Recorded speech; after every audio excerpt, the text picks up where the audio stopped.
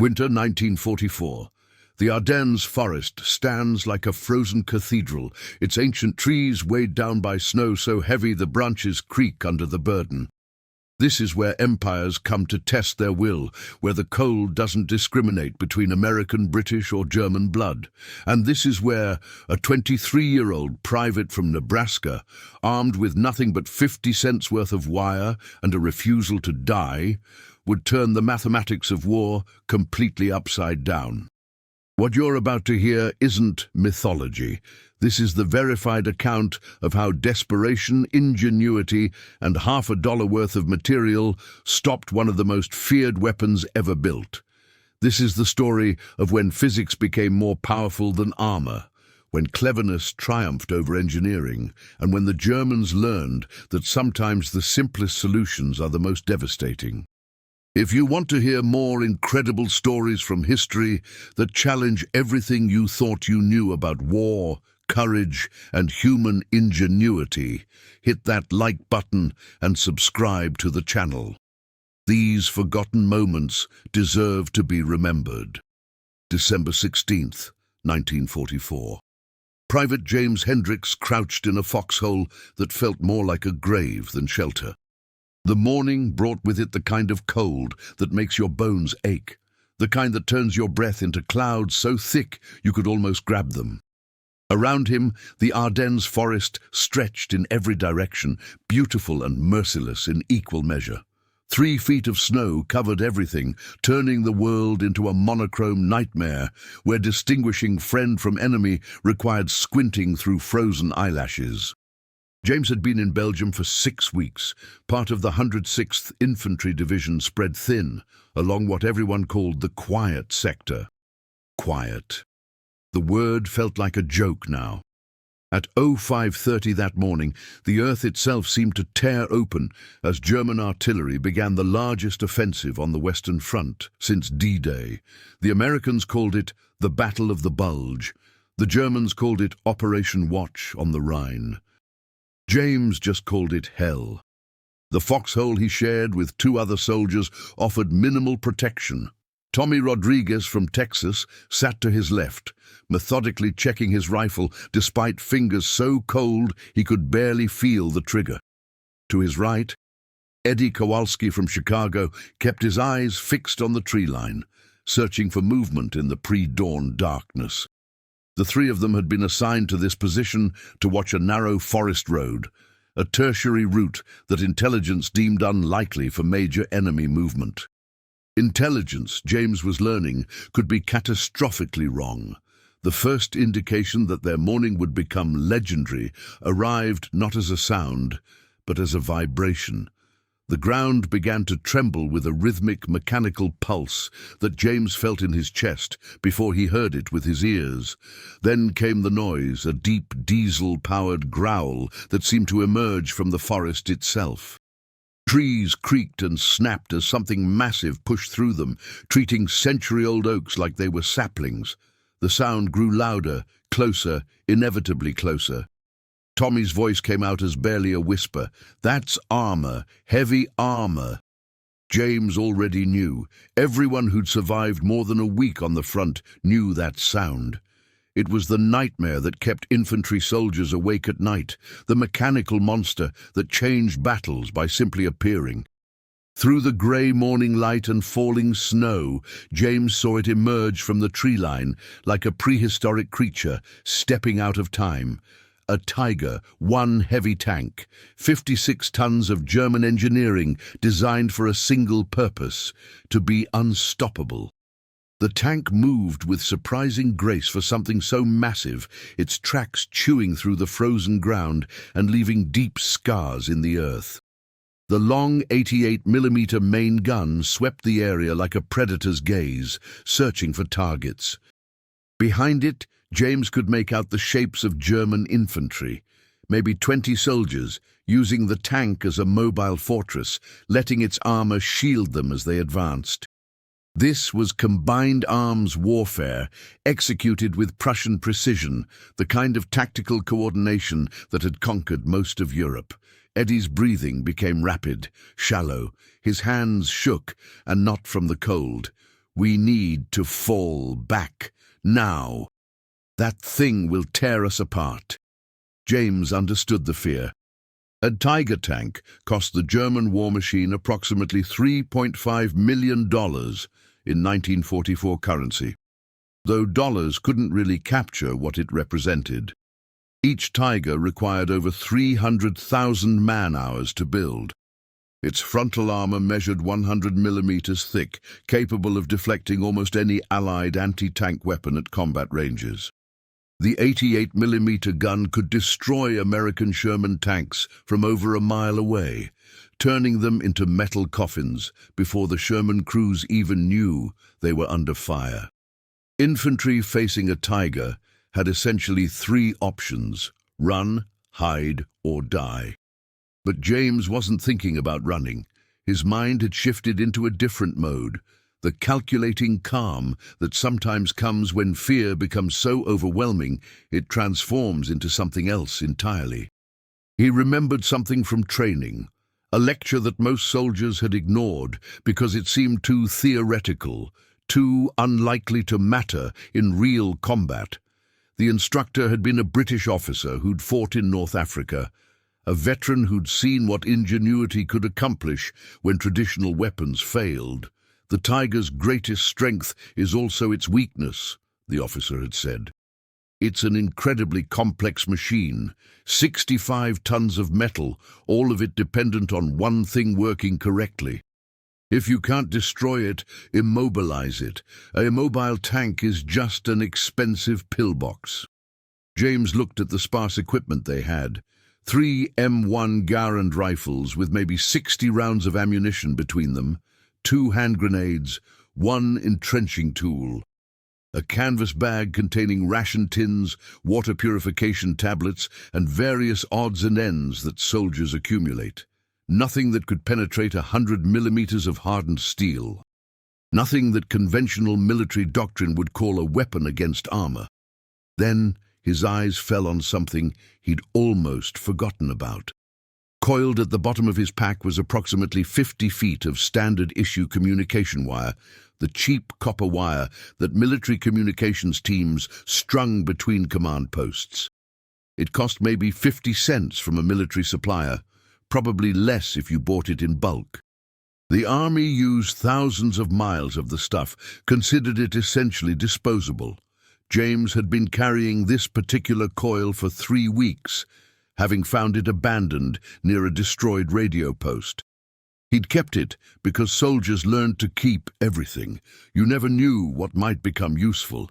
An idea began forming, audacious and desperate in equal measure. James had grown up on a farm outside Grand Island, Nebraska, where tractors broke down regularly and parts took weeks to arrive. You learned to improvise or you didn't survive harvest season. He'd once immobilized a runaway tractor by wrapping chain around the drive shaft, jamming the mechanism until the engine stalled. Different machine, same principle. If he could get this wire wrapped around the Tiger's tracks or drive sprockets, the wire might jam the track mechanism. A jammed track meant immobilization. Immobilization meant vulnerability. Tommy was already preparing to retreat, gathering his gear with hands that shook from adrenaline and cold. "We can't fight that thing. We don't have the weapons." James grabbed his arm. "Wait, I have an idea. It's crazy, but it might work." Eddie looked at him like he'd suggested they fly to the moon. "You want to attack a Tiger tank? With what? Harsh language?" James pulled out the wire coil and explained his plan. The words came quickly, urgently, because the Tiger was maybe 400 yards away and closing steadily. They would use the terrain. The forest road the Tiger was following had a slight curve about 200 yards ahead, where trees grew close on both sides. The tank would have to slow down to navigate the turn carefully, managing its weight and momentum on the icy ground. That moment of reduced speed was their window, maybe the only one they'd get. "Here's what we do," James said, already moving before he'd finished explaining.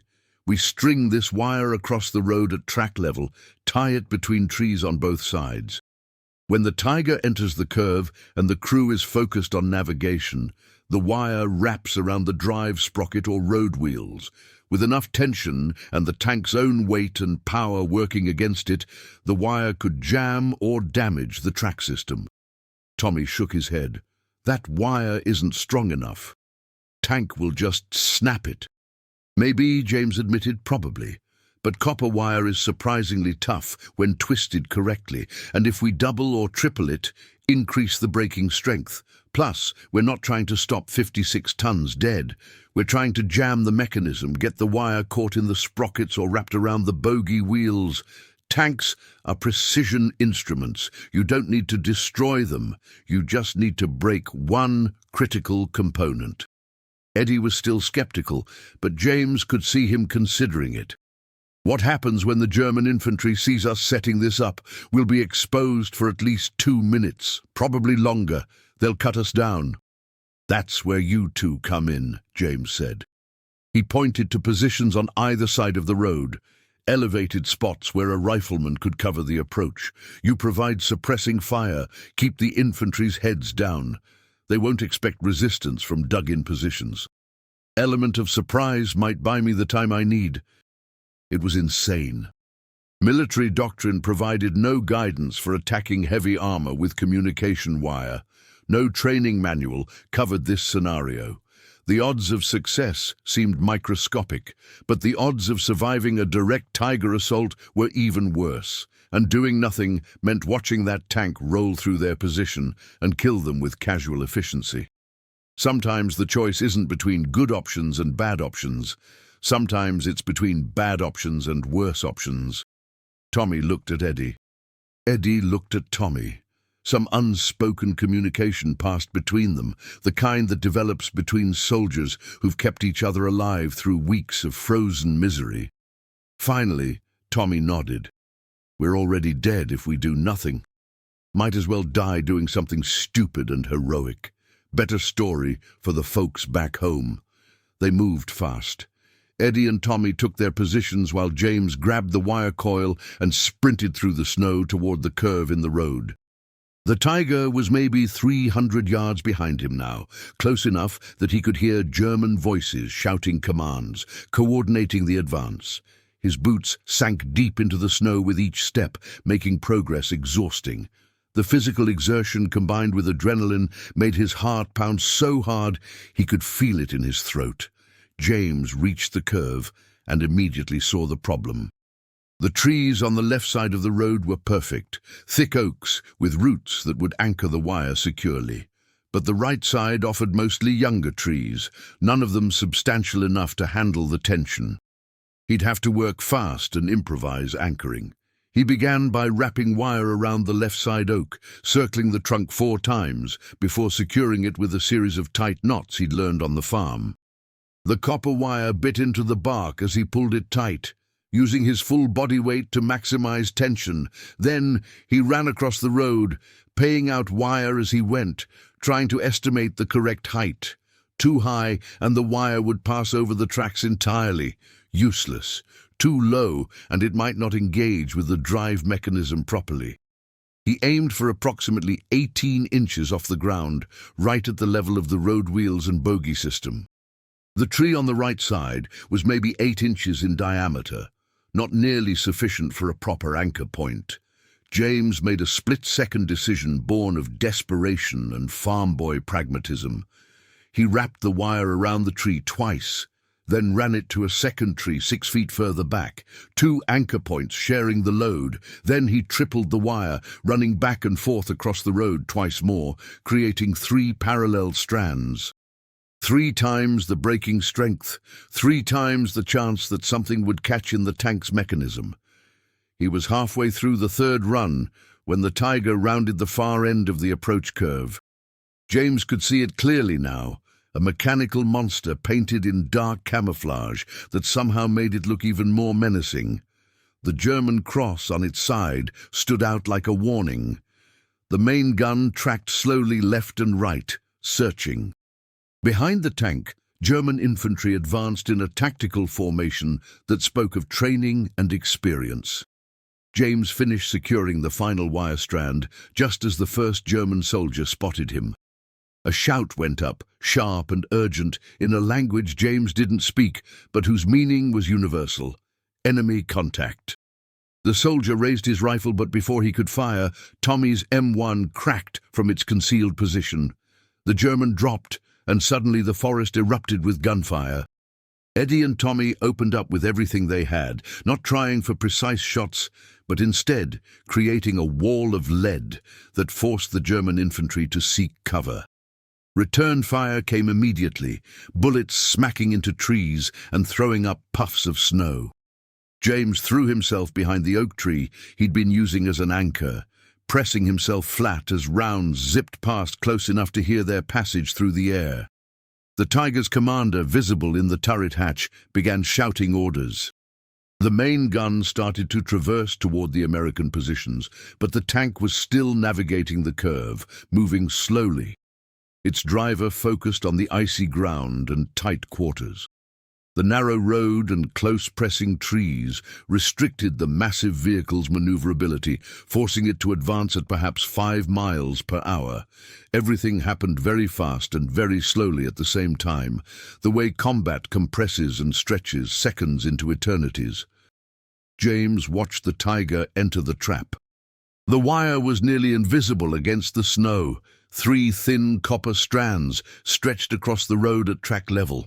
For a moment he was certain it wouldn't work, that the tank would simply snap the wire like thread and continue its advance. And he'd just wasted their only chance at survival on a desperate farm boy scheme that had no business being attempted by someone with 6 weeks of combat experience. The Tiger's right track hit the wire first. The initial contact seemed to produce no effect at all, the wire simply pressing down under the massive weight of the road wheels. But then physics began asserting itself with inexorable force. As the track continued rotating, the wire didn't break. Instead, it began wrapping around the drive sprocket at the rear of the track assembly, pulled by the tank's own forward momentum and rotational force.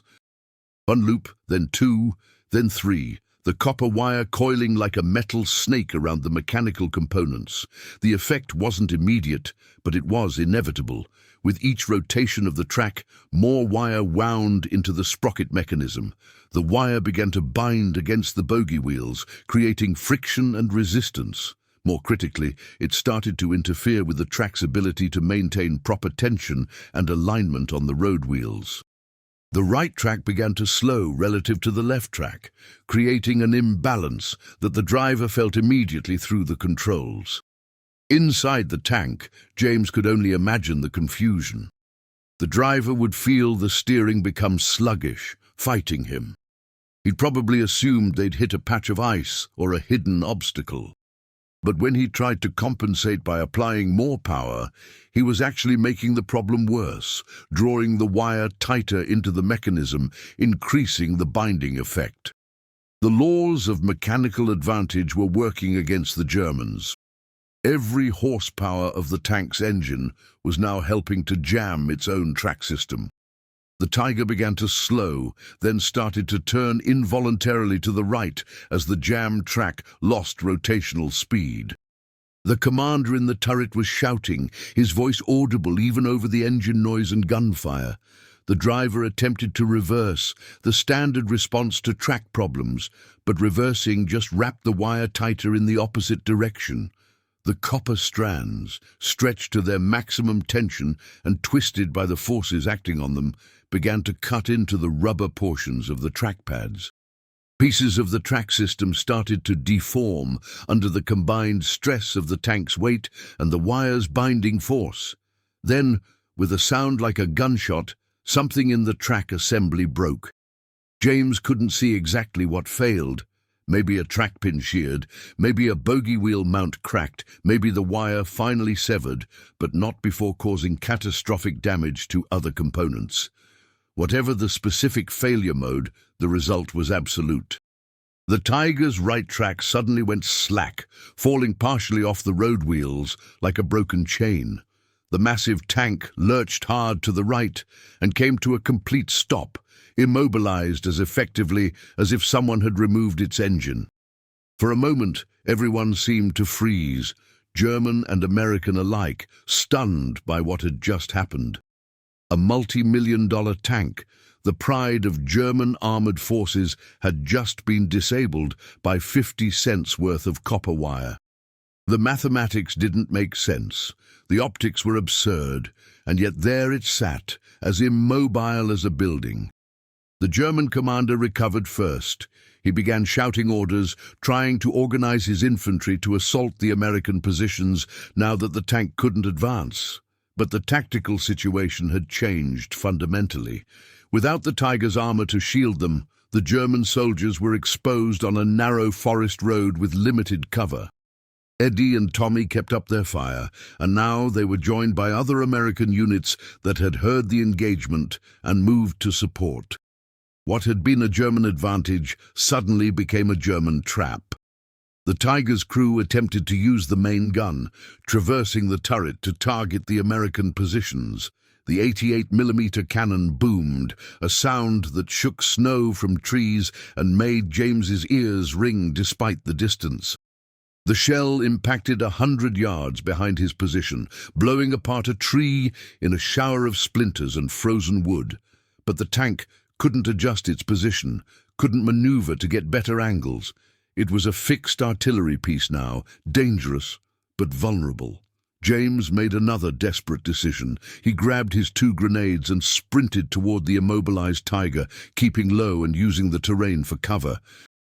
German rifle fire tracked him, bullets cracking past, but the shock of seeing their invincible tank disabled had disrupted the enemy's coordination.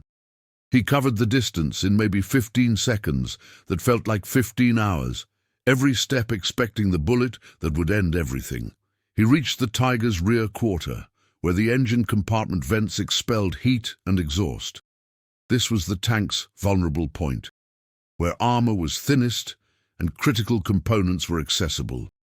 James pulled the pin on his first grenade and shoved it into the engine vent, then immediately did the same with the second grenade.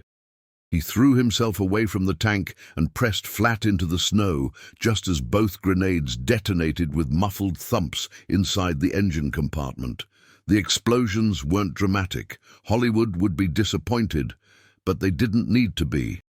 Grenades inside an enclosed engine space don't need to destroy everything. They just need to damage enough critical components to render the system inoperable. Fuel lines, electrical systems, cooling mechanisms, all the complex infrastructure that keeps a Maybach engine running. James heard the engine note change from a steady diesel roar to an irregular coughing, then to silence as automatic safety systems shut everything down to prevent a fire that could cook the crew alive inside their steel box. The Tiger was now completely dead, a 56-ton monument to engineering rendered utterly useless. The German infantry, seeing their armored support eliminated and facing increasing American fire from multiple positions, began a fighting retreat back into the forest. They left behind their expensive centerpiece, abandoned on a Belgian forest road where it would remain until American recovery teams arrived 3 days later. James made it back to his foxhole somehow, his body running on pure adrenaline and survival instinct. Eddie grabbed him and pulled him into cover as German return fire intensified briefly before stopping altogether. The 3 Americans lay in their foxhole, breathing hard, watching the silent Tiger tank sitting motionless on the road like a memorial to improbability. Tommy started laughing, a slightly hysterical sound that was part relief and part disbelief. You stopped a Tiger tank with wire.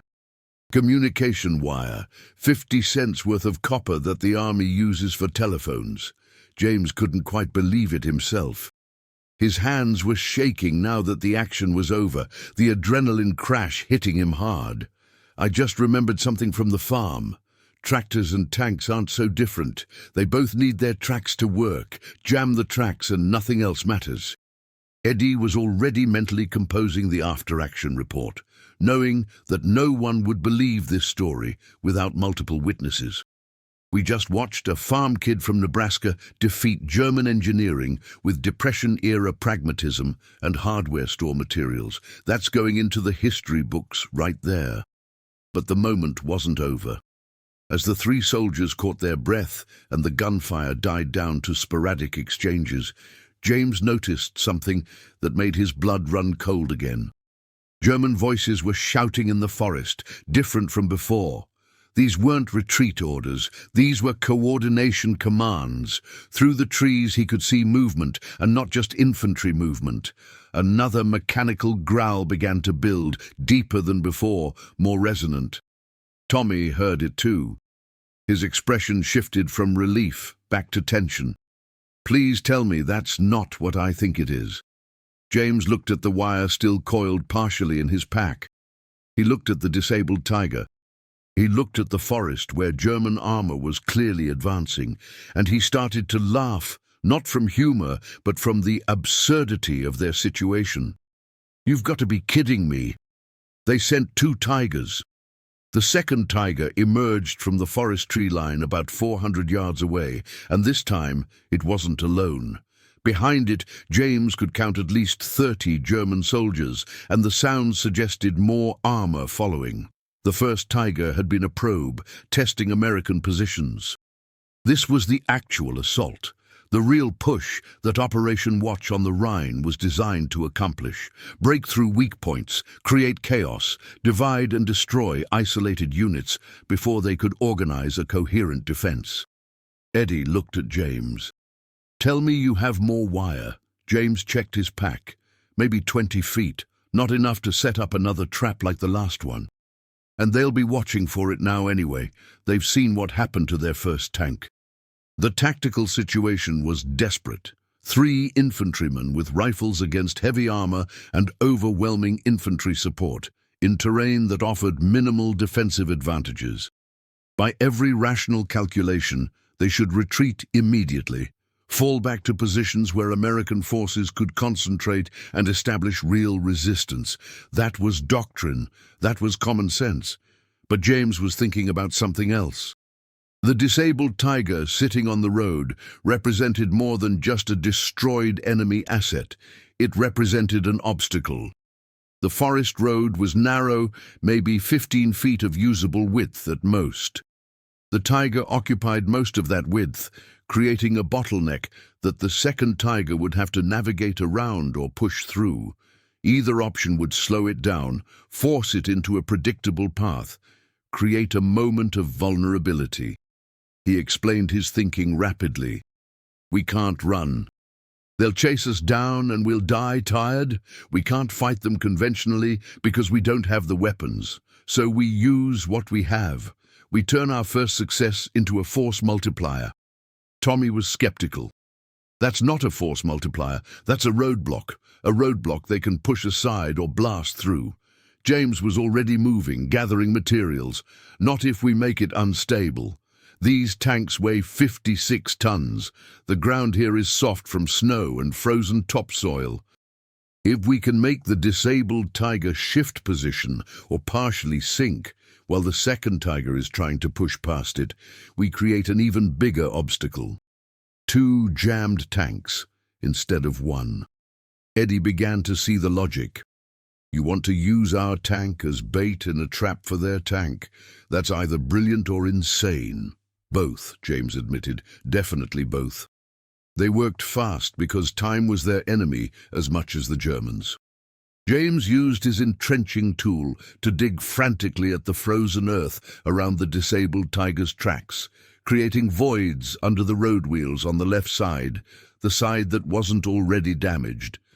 The ground was hard as concrete for the first few inches, but underneath the frost layer, the Belgian soil was soft, almost muddy from groundwater that hadn't frozen yet. He hollowed out spaces beneath 3 of the road wheels, creating an unstable foundation that the tank's weight was currently distributing across its length, but which could shift catastrophically if the weight distribution changed. Meanwhile, Eddie and Tommy positioned themselves to create the illusion of greater force. They spread their spare equipment across multiple positions, creating false fighting positions that might convince the Germans they were facing a larger unit. It was psychological warfare, conducted with empty ration boxes and spare helmets arranged to look like soldiers in fighting positions. In the snow and limited visibility, it might buy them a few seconds of German uncertainty. The second Tiger approached cautiously, its commander clearly aware that something had gone wrong with the first tank. The German infantry advanced more carefully now, using proper tactical spacing and fire and movement techniques. They weren't going to be surprised again. James could see the tank commander in his turret hatch, studying the situation through binoculars, trying to understand how an American infantry position had disabled his predecessor. The second Tiger stopped about 200 yards from the disabled tank. The commander spent a full minute assessing the situation, scanning the tree line for anti-tank guns or other threats that could explain the first Tiger's fate. James held his breath. If the Germans decided to call in artillery or simply bypass this position entirely through the forest, his plan would collapse, and they'd have achieved nothing except delaying the inevitable. But German armor doctrine emphasized momentum and breakthrough. Every minute spent stopped was a minute for American forces to organize resistance. The second Tiger's commander made his decision. The tank began moving forward again, angling to pass the disabled Tiger on the left side, where the road widened slightly near the curve. The driver was being careful, managing the icy conditions and tight clearance, but he was committed to the maneuver. This was the moment. James aimed his rifle at the second Tiger, not hoping to penetrate armor, but to create a distraction. He fired 3 rapid shots that spanged off the turret armor, harmless but attention-grabbing. The tank commander ducked reflexively, losing his visibility for a few crucial seconds. Eddie and Tommy opened fire on the German infantry, creating the impression of a determined defense from multiple positions. The second Tiger continued its pass, its left track coming within 5 feet of the disabled tank. The ground beneath both vehicles, already stressed by the first tank's weight and James's sabotage digging, began to respond to physics and geology. The weight of 2 56-ton tanks in close proximity, concentrated on soil that had been weakened by excavation and contained soft, muddy layers beneath the frost, created a mechanical situation that soil engineers would later describe as catastrophic foundation failure. The ground beneath the disabled Tiger suddenly gave way on the left side. The road wheels James had excavated beneath found nothing but air, and gravity asserted itself with ruthless efficiency. The disabled tank lurched hard to the left, its damaged track system offering no resistance. The massive vehicle tilted at maybe 15 degrees, which doesn't sound dramatic until you apply that angle to 56 tons of shifting metal. The tilting Tiger's hull swung directly into the path of the second Tiger, which was at that moment passing alongside. The collision was almost gentle by tank standards, but consequences aren't measured by impact force. They're measured by results. The tilting disabled Tiger's hull caught the second Tiger's left track system, applying lateral force to components designed to handle vertical loads and forward thrust, not sideways impacts from equal mass objects. Something in the second Tiger's suspension system couldn't handle the stress. A bogie wheel mount bracket snapped with a crack audible over the engine noise. The track immediately lost alignment, jamming against its own road wheels and guide horns. The second Tiger's driver, feeling the track problem, tried to power through it, the same fatal instinct that had doomed the first tank. The engine roared, pouring power into a mechanical system that was already failing. The left track shredded itself against jammed components, rubber track pads tearing away, metal links deforming. Within 10 seconds, the second Tiger had transformed from an advancing threat into an immobilized monument next to its disabled brother. Two Tigers, $13 million of German industrial capacity, represented thousands of man-hours of skilled labor and irreplaceable resources, sitting useless on a Belgian forest road because a Nebraska farm kid understood that sometimes the most sophisticated machines are defeated by the simplest interventions. The German infantry, watching both their armored supports fail in succession under circumstances that seemed impossible, lost their stomach for the assault. They retreated in disorder, leaving behind both tanks and several casualties. The immediate area fell silent except for the wind through the trees and the occasional ping of cooling metal from the disabled tanks. James, Tommy, and Eddie remained in their foxhole, hardly daring to believe they were still alive. They had started the morning as three anonymous infantrymen assigned to watch an unimportant road. They were ending it as the soldiers who'd stopped a German armored assault with copper wire, entrenching tools, and an understanding that physics doesn't care about price tags or engineering sophistication. American reinforcements arrived within the hour, a full company of infantry and two tank destroyers. The lieutenant leading them stared at the two disabled Tigers for a long moment before turning to James and his companions. His expression suggested a man trying to reconcile observable reality with what military doctrine said was possible. "Someone want to explain what happened here?" James gave him the short version, aware that the full story would sound too crazy to believe. The lieutenant listened, his skepticism obvious, until he walked over to examine the disabled tanks and found the remains of communication wire still wrapped in the first Tiger's track mechanism. He picked up a piece of the wire, maybe 3 feet long, and held it up to the morning light. "This is standard comms wire. This costs maybe 10 cents per yard." 50 cents total, James confirmed, give or take. "Got it from a destroyed radio post 3 weeks ago." The lieutenant looked at the wire, looked at the tanks, looked back at James. He seemed to be performing mental calculations that refused to balance.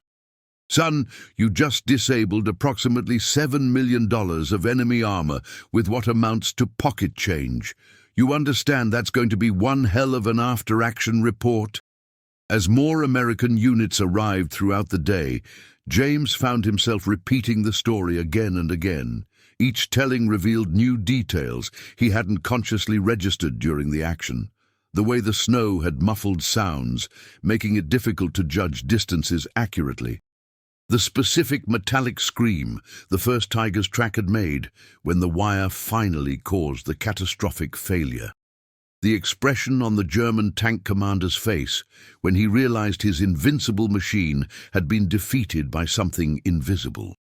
A sergeant from an engineering unit spent 2 hours examining both Tigers, taking measurements and photographs. He was particularly interested in the exact point where the wire had entered the track mechanism and how it had wound through the sprockets and bogie wheels. His findings would later form the basis of a classified technical report that went to every armored division in the European theater.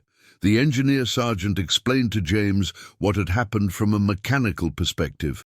"When that wire hit the drive sprocket," he said, pointing to the rear of the first Tiger's track assembly, "it created a coefficient of friction problem that the tank's designers never anticipated.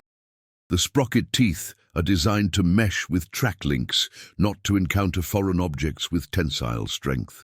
That copper wire, under tension from being anchored to trees and twisted by the tank's rotation, essentially became a metal cable saw working against components designed for compression loads, not shearing forces." James listened, fascinated despite his exhaustion. "So the tank's own power worked against it?" "Exactly," the sergeant confirmed. "Every horsepower that engine produced was being used to jam the wire deeper into the mechanism. It's like trying to cut through rope with a dull blade while simultaneously pulling the rope tighter. Eventually something has to give, and it's usually not the rope." In this case, the track pins sheared, the rubber pads tore away, and the alignment guides bent beyond tolerance. You essentially created a self-destructing system using the enemy's own force against them. The physics fascinated James because it confirmed his farm-taught intuition. Growing up, he'd seen similar principles at work when chains wrapped around tractor axles or when drive belts caught foreign objects. The key was always to let the machine's own power create the problem. You didn't need to be stronger than the machine. You just needed to redirect its strength in ways it wasn't designed to handle. By mid-afternoon, a captain from Division Intelligence arrived to interview James formally. The captain was maybe 30 years old, with the careful manner of someone who'd been an academic before the war. He set up a portable typewriter on the hood of a Jeep and began asking detailed questions while James, Tommy and Eddie huddled under blankets and drank coffee that tasted like it had been brewed in a mechanic's oil pan.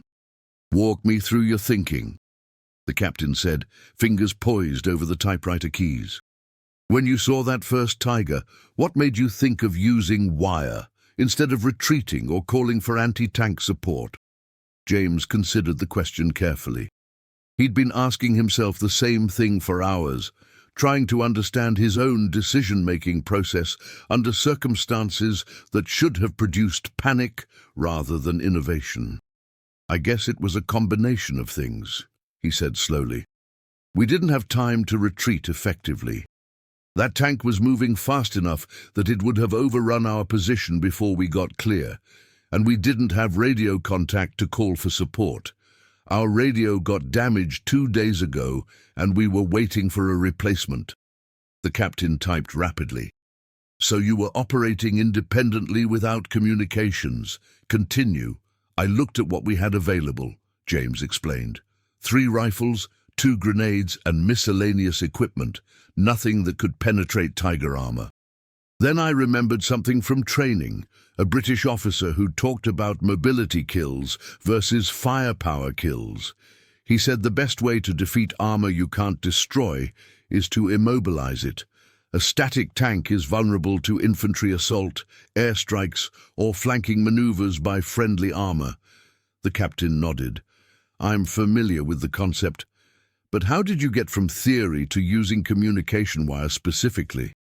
James smiled slightly, the first time he'd done so since the engagement. "That was pure Nebraska pragmatism. On the farm, when equipment breaks down, you fix it with what's available. I've stopped runaway tractors by jamming chains in the drive mechanism.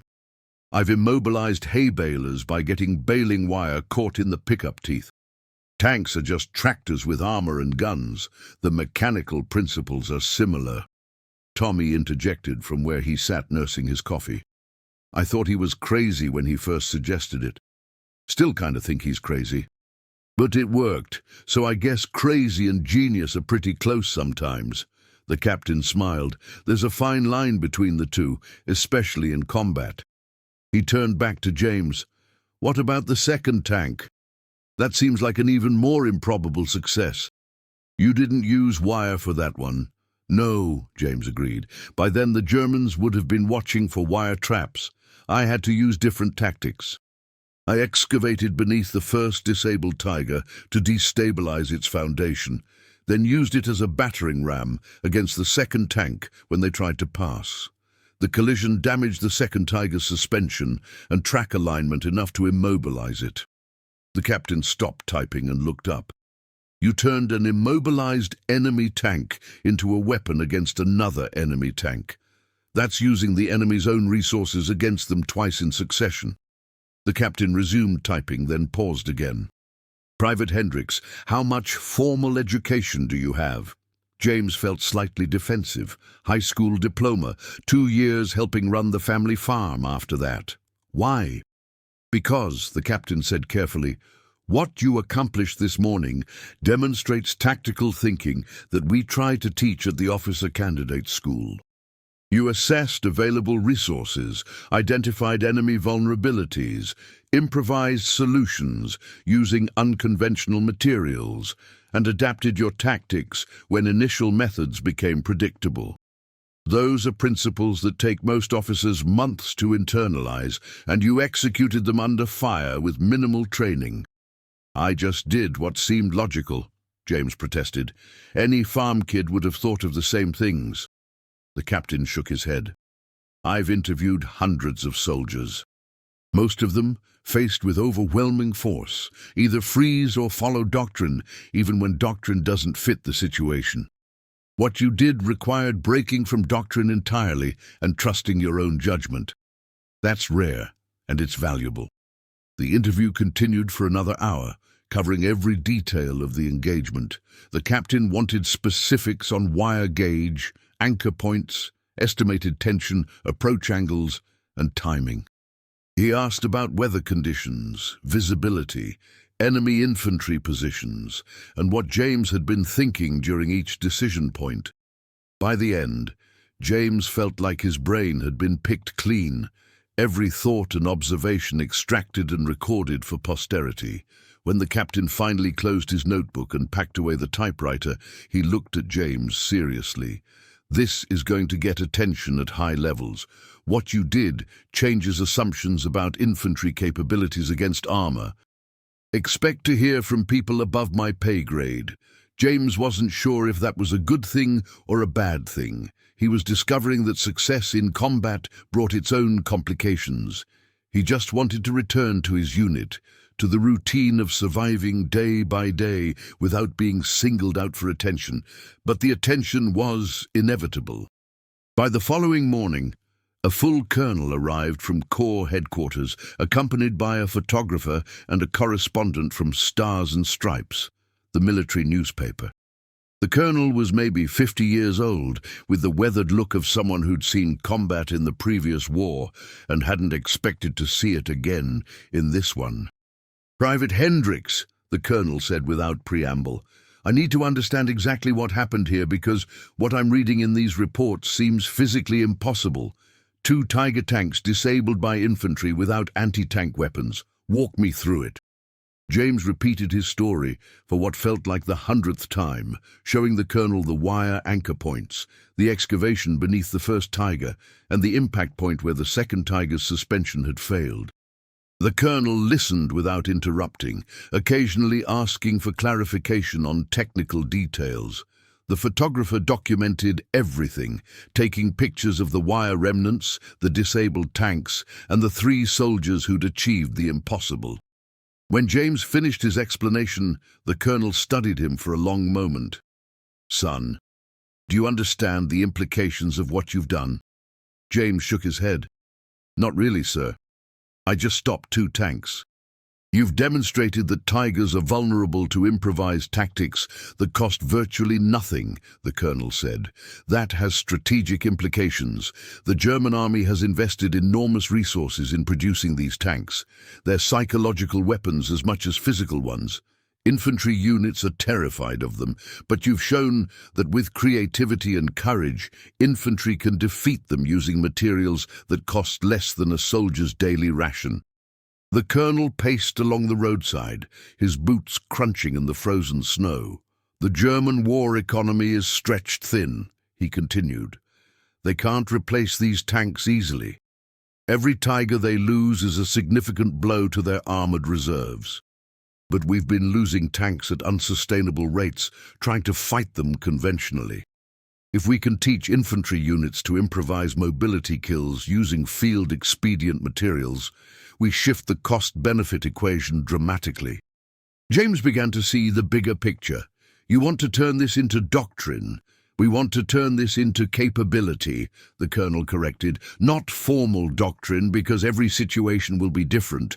But we want to teach soldiers to think the way you thought, to see possibilities that aren't in the manual." The colonel paused, then added, "We're also going to recommend you and your squad for decorations. What you did goes beyond normal duty." "We were just trying to survive," James said quietly. "That's what every soldier is doing." "Yes," the colonel agreed. "But most soldiers survive by following orders and staying in their lane. You survived by rewriting the rules in real time. There's a difference." The Stars and Stripes correspondent wanted a different kind of story. He was interested in the human angle, the personal details that would make readers back home feel connected to the soldiers fighting in frozen Belgian forests. He asked about James's family, his life before the war, what he planned to do after victory was achieved. James found these questions harder to answer than tactical inquiries. Talking about the farm in Nebraska, about his parents and younger sister, about the peaceful routines of agricultural life, felt surreal while sitting meters away from destroyed German tanks and frozen ground that had been killing field hours earlier. The correspondent took notes diligently, occasionally asking James to repeat phrases that sounded particularly quotable. "Back home you fixed tractors," the correspondent said, reading from his notes. "Now you're stopping tanks with the same principles. That's a great narrative arc. Farm boy makes good using home-taught skills to defeat German superweapons."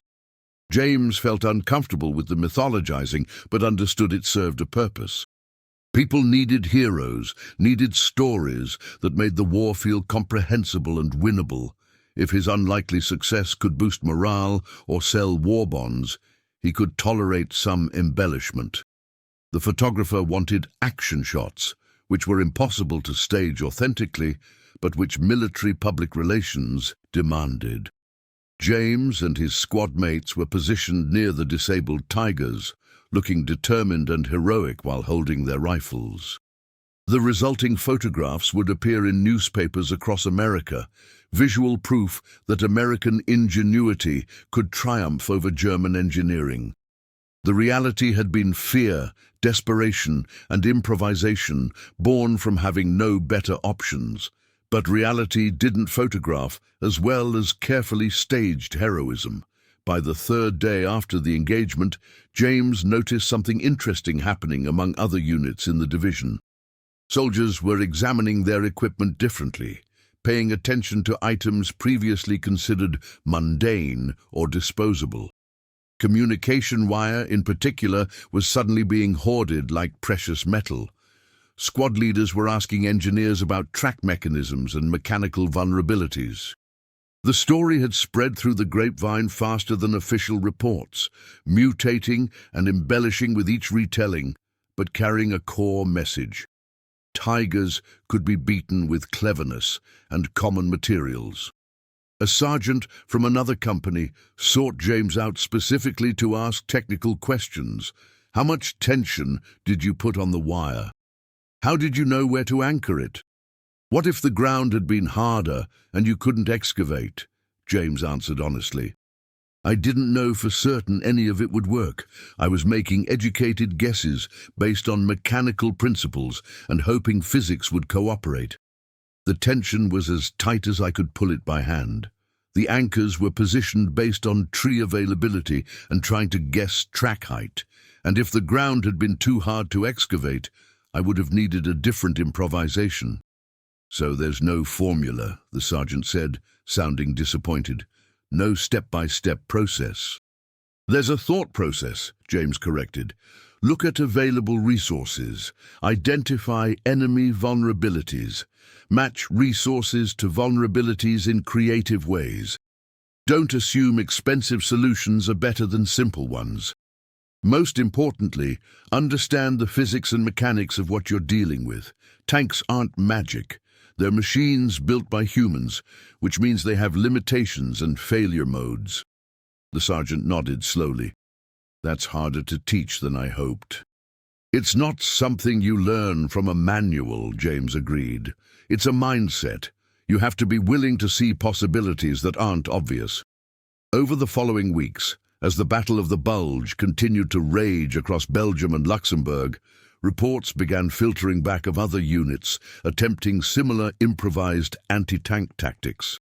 Most failed, lacking the specific combination of terrain, timing, and enemy behavior that had made James's wire trap successful. But a few succeeded, using variations on the theme: logs positioned to jam tracks, excavated roadbeds to bog down tanks, even coordinated small arms fire aimed at vision ports and external equipment to disorient crews and force tanks into predictable movements.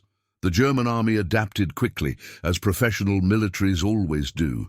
Tank commanders became more cautious about narrow roads and choke points. Infantry screens around armor became more aggressive, clearing potential ambush sites more thoroughly. Engineer units began accompanying armor advances, checking for improvised obstacles and traps. The window of opportunity that James had exploited began to close as both sides learned from the engagement. But the psychological impact lingered longer than the tactical advantage. American infantry, previously terrified of encountering Tigers, now at least believed they weren't completely helpless. That belief, even when not translated into specific action, changed behavior. Units stood and fought more often, rather than breaking and retreating at the first sign of heavy armor. The Tiger remained a fearsome weapon, but it had lost some of its aura of invincibility. For James personally, the weeks following his unlikely success brought mixed consequences. He received a battlefield promotion to corporal and was awarded the Silver Star for gallantry in action. The official citation praised his initiative, courage, and innovative tactics under fire. He appreciated the recognition but felt uncomfortable with the attention, aware that luck had played as large a role as skill in his survival and success. Word spread fast through the division. By nightfall, James found himself explaining the incident to a captain, then a major, then a full colonel who arrived specifically to hear the story firsthand. Each telling made it sound more implausible, even to James himself. The fact that it had worked once seemed like incredible luck. The fact that it had worked twice seemed like divine intervention or fairy tale logic that had no business existing in the real world. But the evidence was irrefutable. 2 Tiger tanks, the mechanical terror of the Western Front, sitting disabled on a Belgian road because their own sophistication had become a vulnerability. The more complex a system, the more potential failure points it contains. The more expensive a machine, the more catastrophic any damage becomes. The Germans had built Tigers to be indestructible, and in doing so, they'd created machines whose destruction was economically and tactically devastating when it occurred. The incident became classified almost immediately, not because the army wanted to hide it, but because they wanted to study it and potentially weaponize the technique. Engineers arrived to examine the disabled tanks and document exactly how the track mechanisms had failed. Metallurgists analyzed the wire to understand its braking strength and failure modes. Tacticians began developing doctrine for improvised track traps using readily available materials. What James had invented through desperation and farm boy intuition, the military-industrial complex wanted to systematize and mass-produce. The chief engineer, a major who designed bridges before the war, spent an entire afternoon with James going through the mechanics of what had happened. He brought technical drawings of Tiger track assemblies and walked James through each component's function and tolerance limits. "Look here," the major said, pointing to a detailed schematic of the drive sprocket assembly. "These teeth are designed to mesh with track links under tremendous torque loads. The design assumes the only forces acting on them are from the track itself, which has predictable properties and behavior. When your wire entered this system, it introduced a foreign element with completely different mechanical properties. The wire was thin enough to slip between components, but strong enough under tension to resist cutting. Once it began wrapping, it created a binding force that the system had no designed response for." James studied the drawings with genuine interest. So the tank couldn't spit out the wire the way it might spit out mud or small debris. "Exactly," the major confirmed. "Mud and debris have low tensile strength. They compress or shear away under the forces involved. Your wire had high tensile strength, especially when anchored to trees and twisted by the tank's own rotation. It became essentially a metal cable cutting into rubber and soft metals, while simultaneously pulling components out of alignment. The tank's own power amplified the destructive effect. The major made detailed notes and sketches, documenting the wire's entry angle, wrapping pattern, and ultimate failure mode.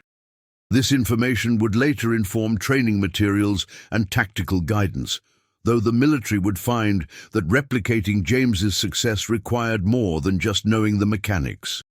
It required reading terrain, understanding enemy behavior, and making split-second decisions under fire. Those skills resisted standardization. Meanwhile, intelligence officers were fascinated by a different aspect of the engagement. They wanted to know what the German tank crews and infantry had been thinking, how they'd reacted to encountering resistance that defeated their armor through unconventional means. A German prisoner taken several days later. A tanker who'd heard about the incident through Wehrmacht communications provided some insights during interrogation.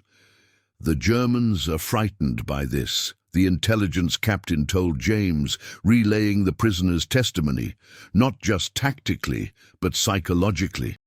The Tiger is supposed to be invincible. It's a symbol of German technical superiority, of engineering prowess. When crews hear that Tigers are being disabled by American infantry using essentially garbage, it undermines their confidence. They start questioning other assumptions. If American farmers with wire can stop Tigers, what else might they be capable of? James hadn't considered the psychological dimension. He'd been focused purely on the tactical problem of survival. But he was learning that war operated on multiple levels simultaneously: physical combat, economic calculation, technological competition, and psychological warfare, all intertwined. His wire trap had been a tactical success, but its real value might be in eroding enemy morale and forcing the Germans to divert resources to countermeasures and additional training. The intelligence officer continued. The prisoner said that tank commanders are now required to advance with greater infantry support specifically to clear potential trap sites. That slows their advance, reduces their offensive punch, and ties up infantry that could be used elsewhere. You've essentially forced the Germans to change their combined arms doctrine because of one engagement on a Belgian forest road. Tommy, listening to this conversation, shook his head in amazement. So we didn't just stop 2 tanks. We made the Germans afraid of every narrow road and choke point in Europe. That's one hell of a force multiplier for 50 cents worth of wire. The ripple effects continued to expand. Within 2 weeks, American field commanders across the European theater received classified bulletins describing the engagement and encouraging similar innovative thinking. The bulletins were carefully worded to avoid suggesting that wire traps were a guaranteed solution, instead emphasizing the principle of using available materials creatively to exploit enemy vulnerabilities. But soldiers being soldiers, the story spread in more colorful and exaggerated forms through unofficial channels. James heard versions of his own story that bore only passing resemblance to reality. In some retellings, he'd stopped 5 Tigers. In others, he'd done it single-handedly while wounded. One particularly creative version had him capturing a Tiger intact and driving it back to American lines. He tried to correct the record when he heard these embellishments, but myths have momentum that truth can't easily redirect. The story had become larger than the facts, serving purposes beyond accurate historical documentation. A week after the engagement, Eddie approached James with a thoughtful expression. "I've been thinking about something. What you did worked because nobody had done it before. The Germans weren't prepared for it, weren't watching for it, but now they know. Now they'll be ready. Doesn't that mean the technique is essentially obsolete?" James had been considering the same question. Yes and no. The specific technique is probably obsolete. They'll change their tactics to counter it. But the principle isn't obsolete. The principle is that every complex system has vulnerabilities, and creativity can find them faster than engineering can eliminate them. We just need to keep innovating faster than they can defend. "So, it's an innovation race," Eddie said. We find a weakness, they patch it. We find a new weakness, they patch that. Whoever innovates faster wins the race. Exactly, James confirmed, and we have advantages in that race. We have millions of soldiers from all different backgrounds, all with different skills and knowledge bases.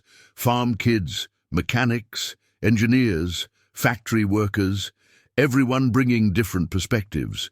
That diversity is a strategic asset if we use it right. The Germans have excellent training and discipline, but they're more rigid in their thinking. They expect war to follow certain patterns. When it doesn't, they take longer to adapt. The conversation was interrupted by the arrival of a chaplain who wanted to speak with James privately. The chaplain was a Methodist minister from Iowa, maybe 45 years old, with kind eyes that had seen too much death in recent months. "Son," the chaplain said gently, "I wanted to check on how you're processing what happened. You've been through an intense experience, achieved remarkable success, but that kind of combat can leave marks that aren't physical." James appreciated the concern, but wasn't sure how to articulate his emotional state. He felt relieved to be alive, guilty about the Germans he'd contributed to killing or capturing, proud of his accomplishment, and anxious about future engagements. The emotions contradicted each other and refused to resolve into coherent understanding. "I keep thinking about the crews in those tanks," James admitted. "They were just soldiers like us, following orders, trying to survive. I made their machines into death traps. Some of them probably died when we disabled their tanks, and they couldn't escape before follow-up attacks." "That sits heavy." The chaplain nodded. "That's a natural response. It means you haven't lost your humanity, despite the circumstances requiring you to take actions that resulted in enemy casualties. The capacity to feel that weight is what separates soldiers from murderers. But you also need to remember context. Those tanks were advancing to kill American soldiers, to extend the German offensive that's cost thousands of Allied lives. You stopped that advance using the resources available to you. The moral calculus of war is never simple, but defending yourself and your comrades isn't something to feel guilty about." James understood the logic, but emotion didn't always follow logic. He'd replay the engagement in his mind, seeing it from different angles, wondering about alternative choices and their outcomes. The chaplain spent another 20 minutes talking through these reflections, providing perspective without trying to impose easy answers. Before leaving, the chaplain offered a brief prayer for James's continued safety and for peace to return to the world as swiftly as possible. As January 1945 arrived, and the Battle of the Bulge ground toward its conclusion, James and his squad found themselves assigned to defensive positions rather than offensive operations. The division had taken significant casualties and needed time to rebuild strength. For James, this meant long hours in foxholes and temporary bunkers, watching frozen landscapes for enemy movement while trying to stay warm enough to remain functional. The cold was arguably worse than the combat. Temperatures dropped below 0 Fahrenheit, turning fingers and toes numb within minutes of exposure. Frostbite became as dangerous as enemy fire, claiming casualties that wouldn't return to combat even after medical treatment. James learned to recognize the signs: white or grayish skin, numbness, hard or waxy texture. He checked his extremities obsessively, knowing that losing toes to frostbite would end his war as definitively as a bullet. Tommy developed a method for keeping their foxhole relatively warm, using a small fire pit dug below ground level, covered with a metal panel that radiated heat while dissipating smoke to avoid giving away their position. It was ingenious in its own way, another example of soldiers adapting and innovating to survive conditions that threatened to kill them as surely as German weapons. During these quiet periods between engagements, soldiers talked. They shared stories from before the war, speculated about what victory would look like, and processed their experiences through dark humor and brutal honesty. James learned more about his squad mates during these conversations than he had during months of shared combat. Tommy had been a high school teacher, planning to become a principal before the draft notice arrived. Eddie had worked in his family's bakery, dreaming of expanding it into a chain after gaining business experience. Both men had futures they intended to return to, plans that gave them reasons to stay alive beyond mere survival instinct. "What about you?" Tommy asked James during one of these conversations. "What's waiting for you back in Nebraska?" "The farm," James said simply. "My dad isn't getting any younger and my sister can't run it alone. I'll probably take it over eventually. Marry some local girl, raise kids who'll take it over from me. Same pattern that's repeated for generations." "You don't sound enthusiastic," Eddie observed. James considered his response. "It's a good life, honest work, connection to the land, self-sufficiency. But part of me wonders if there's something else out there, something I haven't discovered yet. This war has shown me how much I don't know about the world. Hard to imagine going back to just raising corn and cattle after seeing Europe, after facing challenges that required everything I could give." "Maybe you don't have to choose," Tommy suggested. "Maybe you take what you've learned here and apply it back home. Farming with a broader perspective, approaching problems with the same creativity you used against those tanks." The conversation was interrupted by distant artillery fire, a reminder that despite the quiet of their immediate position, the war continued around them. They dropped back into watchful silence, eyes scanning the tree line for threats that might emerge at any moment. On January 25, 1945, the Battle of the Bulge officially ended as American and British forces eliminated the last German penetrations and restored the front line. The Wehrmacht's gamble had failed at enormous cost to both sides. American casualties exceeded 80,000 killed, wounded or captured. German losses were comparable, but the Germans could afford them less, lacking the industrial capacity and manpower reserves that allowed the Allies to replace losses. But standardization proved difficult. The specific circumstances that made the wire trap successful were hard to replicate reliably. You needed the right terrain, the right approach angle, the right track tension on the enemy tank, the right moment of distraction for the crew. James's success came from reading the battlefield situation and adapting his knowledge to that specific instant. You couldn't reduce that to a checklist or a manual. For James, Tommy and Eddie, the immediate aftermath brought a mixture of recognition and surrealism. They received commendations and battlefield promotions. More importantly, they received something rare in infantry combat. They survived. While the Battle of the Bulge would rage for another month, claiming nearly 20,000 American lives, the three soldiers from the Ardennes foxhole made it through with wounds no worse than frostbite and emotional scars that would take decades to fully process. James eventually returned to Nebraska, to the farm outside Grand Island, where he'd learned that tractors and tanks operate on similar mechanical principles. He never quite lost the mental habit of seeing every machine as a collection of failure points waiting to be exploited. When asked about his war experience, he usually gave abbreviated versions that left out the wire trap because the full story required too much explanation and sounded too much like embellishment. But occasionally, late in his life, he'd tell the complete story to grandchildren who pressed him for details. He'd explain how 50 cents worth of copper wire, applied at exactly the right place and the right moment, had accomplished what millions of dollars of anti-tank weapons often failed to do. He'd talk about how desperation fuels creativity, how simplicity can overcome sophistication, and how the most important weapon a soldier carries is the ability to think clearly when everything around him is chaos and death.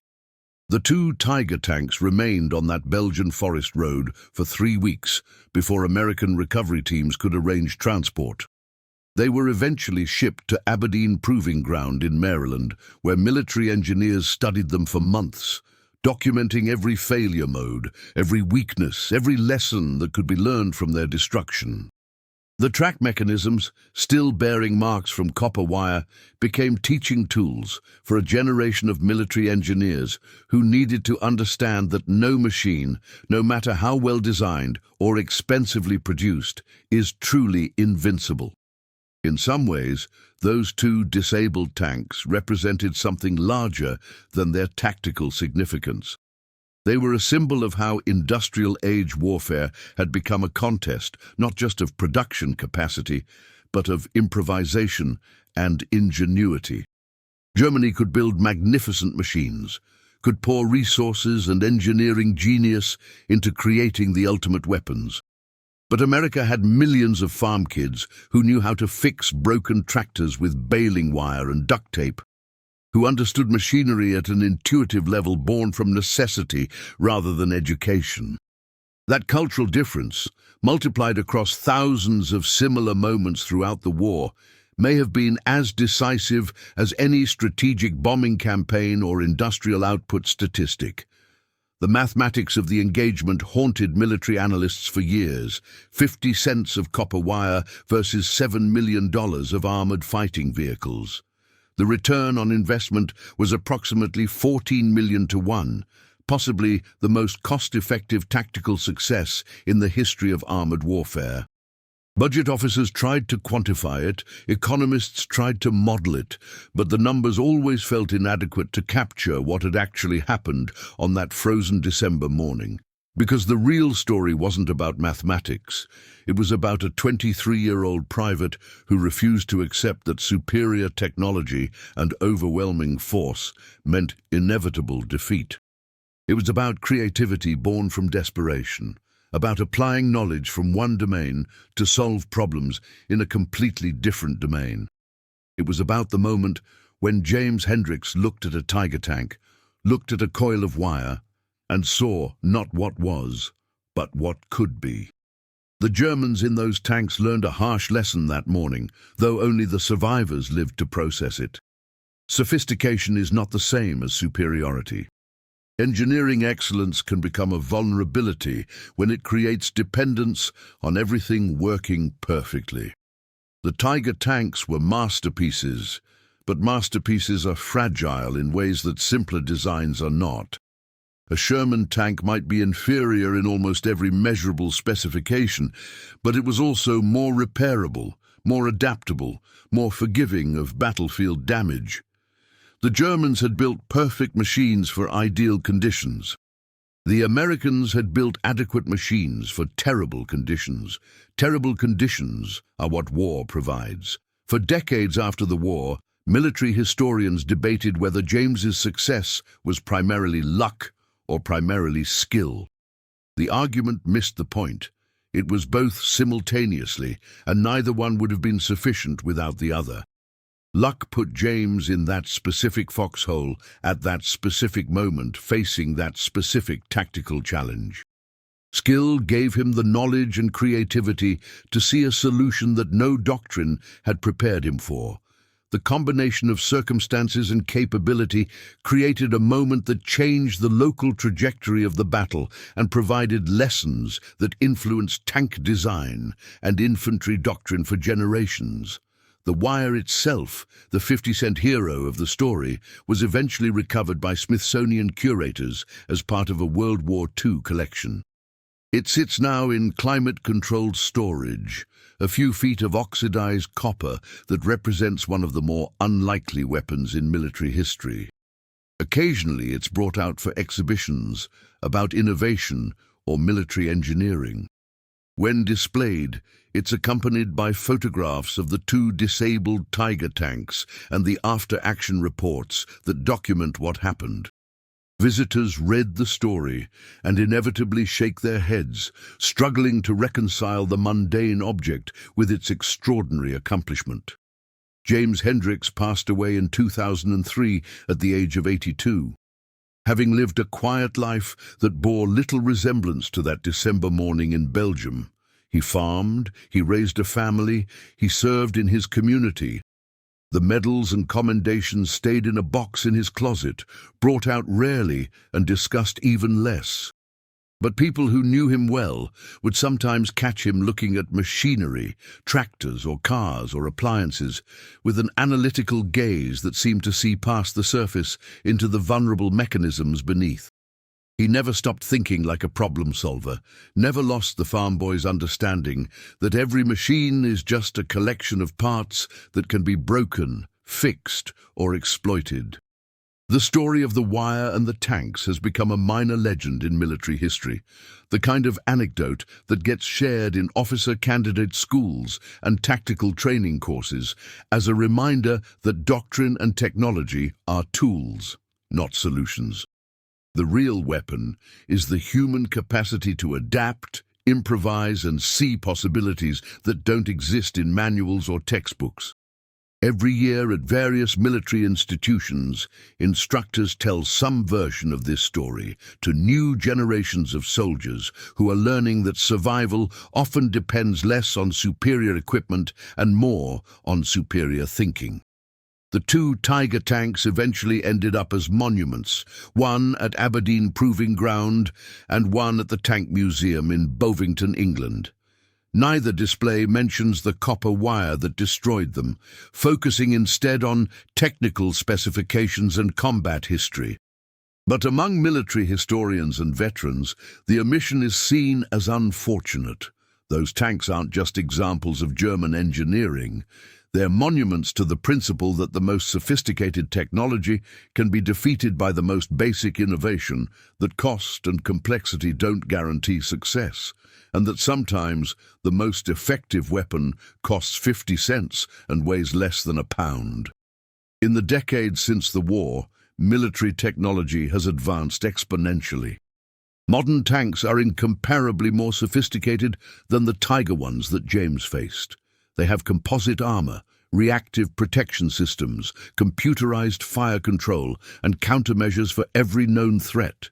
But military planners still study the wire incident because it illustrates a truth that transcends technology. Every complex system has failure modes, and ingenuity can often find those modes faster than engineers can eliminate them. The paradox is that as weapons become more sophisticated, they often become more vulnerable to simple attacks. A modern tank might be immune to copper wire around its tracks, but it's vulnerable to attacks on its sensors, electronics, or fuel systems. Complexity creates opportunity for those creative enough to see it. The specific technique James used is obsolete. The principle behind it is eternal.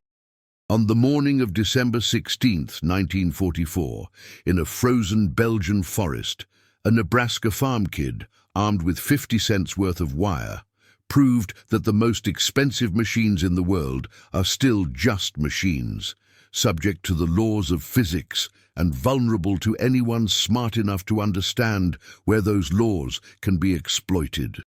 The Germans called their tank the Tiger, naming it after an apex predator. But apex predators can be brought down by much smaller threats if those threats understand anatomy and opportunity. James Hendricks understood both. The wire cost 50 cents. The tanks cost $3.5 million each. The lesson learned was priceless. Sometimes in war, as in life, the simplest solutions are the most devastating. Sometimes cleverness matters more than firepower. And sometimes a man with nothing but determination, knowledge, and $50 worth of copper becomes more dangerous than a battalion armed with sophisticated weapons. That's the story of how a soldier with wire stopped tanks worth millions, and why the Germans froze not from the cold, but from the realization that their invincible machines had just been defeated by the tactical equivalent of a farm kid's repair job. The mathematics didn't make sense. The results were irrefutable. And that made all the difference.